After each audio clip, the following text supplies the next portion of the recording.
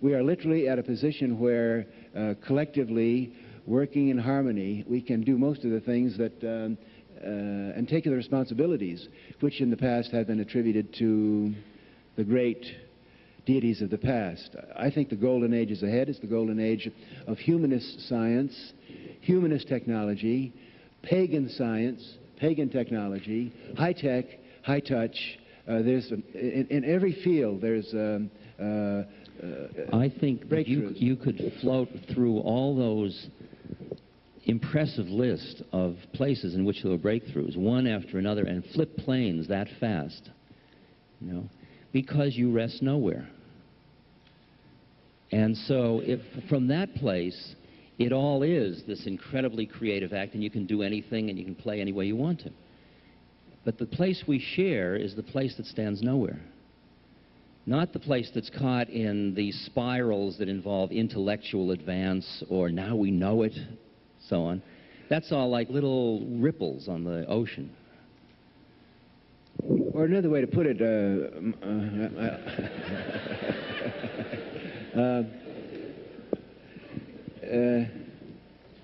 we're moving from one star system or one galaxy or one spatial resting place to another. It's the old particle wave theory.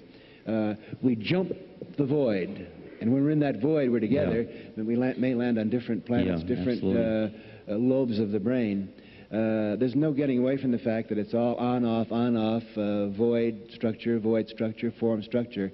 Atomic physics tells us that. The brain works that way, so that... am I more interested in the many landing places and you more in the void? I don't think so. No. I don't think so. I think we're just sharing an ecstatic delight in the uniquenesses of the way the form manifests. I mean, I'm really an appreciator of the way you are manifesting this lifetime, and you of me. And in a way, it's because we rest in the place behind that. If we're busy being you and me, it gets a little, it's exciting. And I don't want to be not you and me, but I don't want to be only you and me.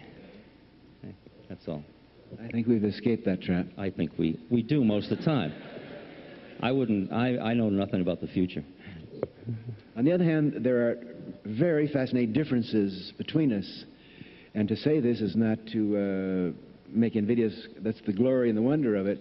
And we mustn't just go away feeling that it's all wonderful and mellow here on Sunday. Yes, it is mellow, but there are also a long list of exciting contextual differences that are kind of fun to bring up. And why don't you list them? Well, I listed some of them then. I'll tell you, for example. Give me a whole list. I'll tell you, for example, when Richard uses words like God, or spiritual, and occasionally you call upon the name of Christ, I think, wow, that's... The great way is not that's difficult. Far out. The great way is not difficult for those who have no preferences. When love and hate are both absent, everything becomes clear and undisguised. But make the slightest distinction, and heaven and earth are set infinitely apart. They have the form and the formless. You know? But yet the words do have semantic meaning. And as I said at the beginning... The fact that you're reacting to those is your problem. It's your attachment. I use God the way I use it. Why should that upset you? It's none of your business what words I use to talk about what model. They're just scenarios. It's like Walter Cronkite saying that's the way it is tonight. That's just the way Walter Cronkite thinks it is tonight. But I also think of the semantic meaning to other people. Yeah, what the word God would mean or the word Christ would mean. I think it means a mystery, a doorway to an unknown, an unnameless Yahweh, you know. The 99 names, none of which say what it is. And don't you want to keep everybody right at the edge of the form and the formless? Because that's where the ultimate act of creation is.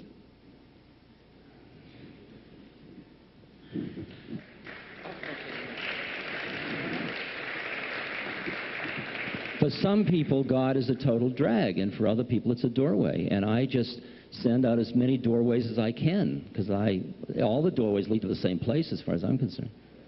Somebody's used every one of them.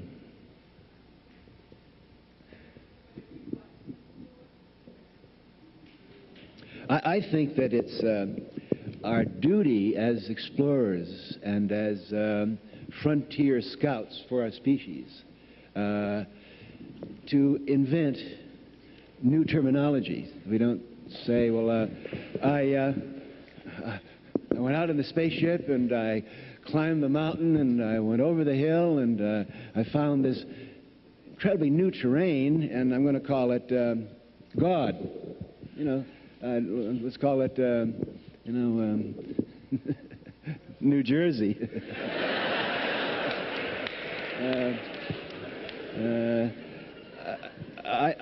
I really feel that words are tremendously important, and when I give college lectures to young people, I say, we've got to develop a new terminology. We simply can't use the language that has been around for 3,000 or 4,000 years, because more people have been killed in the name of God than any other word around.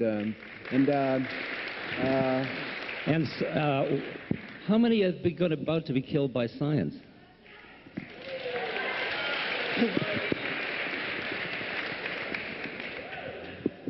Well, I never use the word science unless I use the adjective pagan science or humanist science or. You know.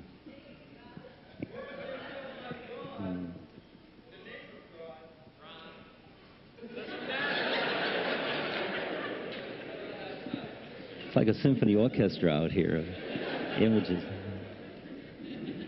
Did you finish that? I didn't hear that one. Question over here. Yes, I was wondering, it's addressed to both of you. Would you care to make any specific predictions? There seems to be a regrouping that took place in the late 70s, and there are many similarities, to me at least, between, let's say, 1963 and 1983. Would you care to make any predictions on the remainder of the 80s? Which groupings do you have in mind? Anyone.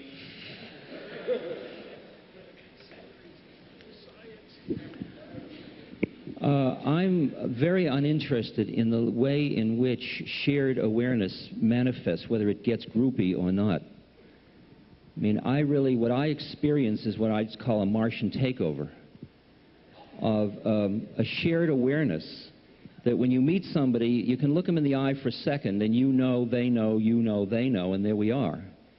And I don't need that I have to wear badges or join clubs for that.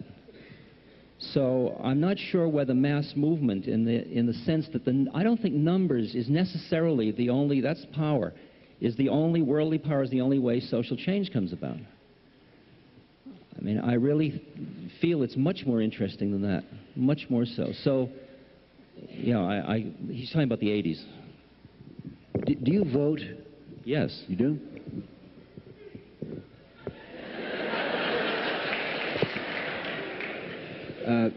I would love to vote. I would love to vote. You can't. You're an ex-criminal, aren't you? Or something? No, I think I can vote. Yeah, well, why don't you? Matter of fact, yeah. Well, I haven't been excited about the choices. No, I haven't either.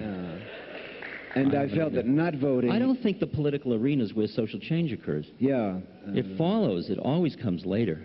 They're just reactive. They got pollsters in the White House. I mean, there's the sole man in the Oval Office reading his polls to decide how to think, which is great from our point of view. We do have an actor. We have just what we wanted.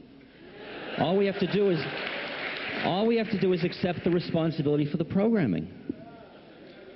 And that happens out of the individual human hearts that don't feel good, and they say to him, hey, baby, you're not playing my, you know, you're not my lead anymore. And it moves.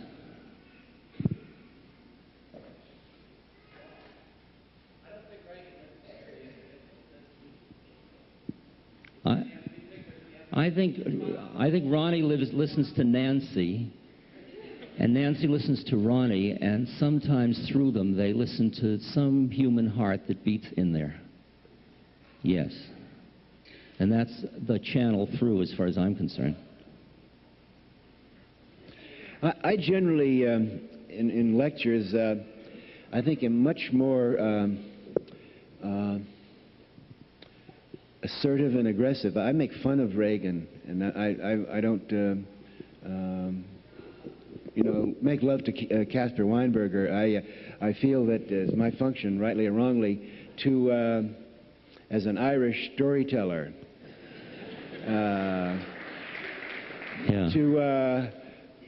to play that role of making fun. A storyteller lives in the world of good and evil. Yeah, of good and evil. Yeah. But you and I both can play in the world of good and evil without getting caught in righteousness. Yeah.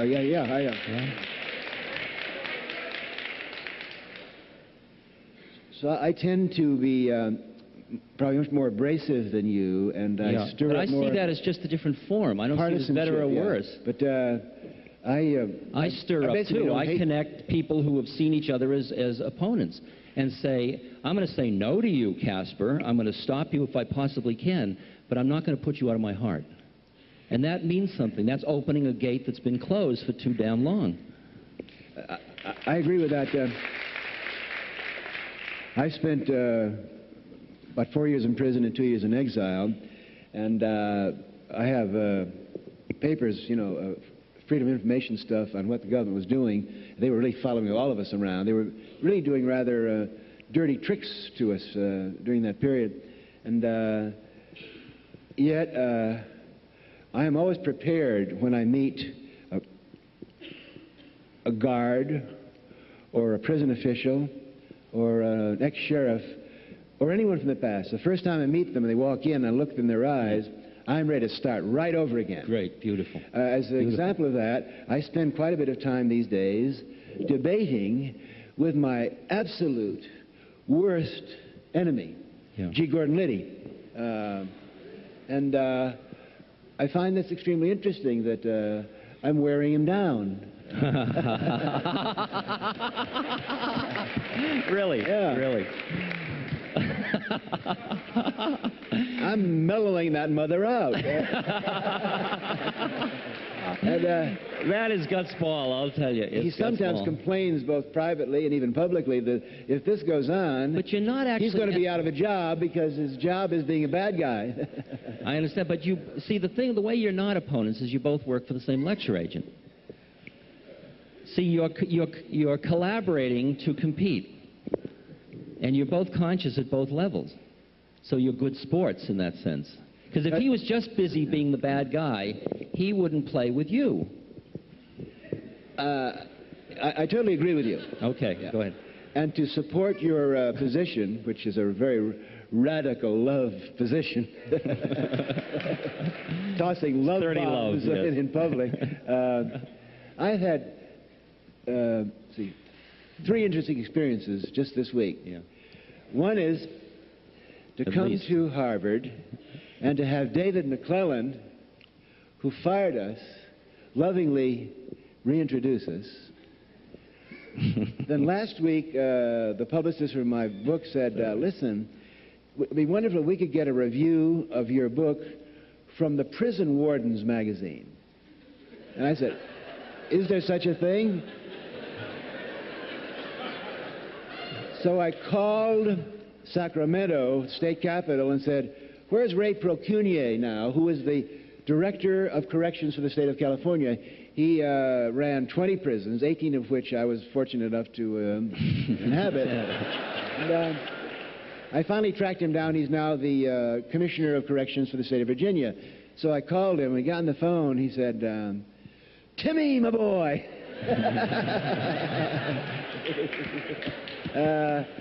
What's the matter? Are you in trouble again? You need some help? You know?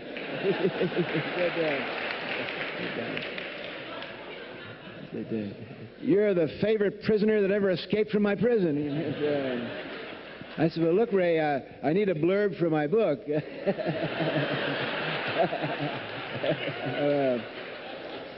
And then, day after tomorrow, I'm going to be debating G. Gordon Liddy, who started his career by walking into my bedroom on an April midnight and busting me and my wife for the possession of peat moss. These reunions of people that used to be on other sides of teams, I think is something that's happening right now. Not just in my life or in your life, but I think we all are getting that feeling that it's time to get it together and move on. I hear that. It is. Speaking of it's time to get together and move on, we have to stop now. There's a reception at the Science Center Lounge behind here on the first floor in the Science Center building. I'm also told to announce that tapes of video and audio, they may be those available from this because people asked, so there's somebody out in the lobby that would take names, I understand. That's my part. I think it was great. Maybe we should make it an annual event. Thank you. Hey.